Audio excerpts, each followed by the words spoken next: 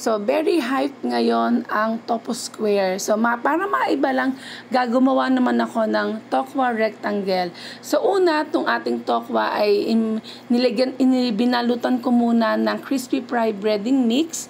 So, tapos hinati ko siya sa gitna para makabuo ako ng rectangle. Then, sa aking nori sheet, so, ibinalot ko lang yung aking pinaghating tokwa. Then, ang pagbabalot ko dito ay parang nagbabalot lang ako ng gift. So, if-fold ko yung dalawang side para mag-close ang ating nori sheet sa ating tokwa. So, yan lang din yung gagawin nyo sa the rest ng inyong tokwa. Then, make sure nyo lang na maglalagay kayo ng plastic sa bawat layer kasi mamaya ilalagay natin to sa ating fridge para mag-chill muna bago natin ipiprito at para mas madali sa atin ang paghihiwa-hiwalay ng bawat piraso. So, napakasarap niya. So, ang ginawa ko naman ditong dip ay ang barbecue sauce. So, bago ko nga pala siya pinirito, binalutan ko ulit siya ng breading mix para napaka-crispy ng labas then napaka-soft ng loob. So, must try talaga ang simple recipe na experiment time. So, ito yung mga gulay na nakita ko lang sa loob ng aking fridge. So, ako ay nagisa ng sibuyas. Inilagay ko dyan yung sayote. Tapos, meron pa akong kimchi na ginawa ko.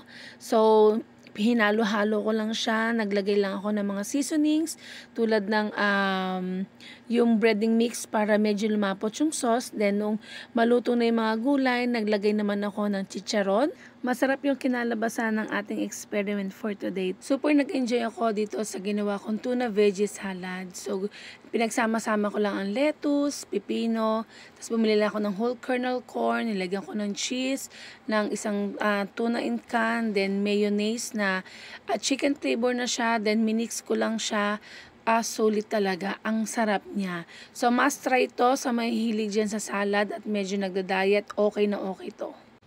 Kaway-kaway dyan na may hilig sa kimchi. So, gagawa po tayo ng very simple recipe ng kimchi. So, kailangan lang po natin ng Baguio pechay. So, ibinabad na po natin to sa asin for more than 30 minutes.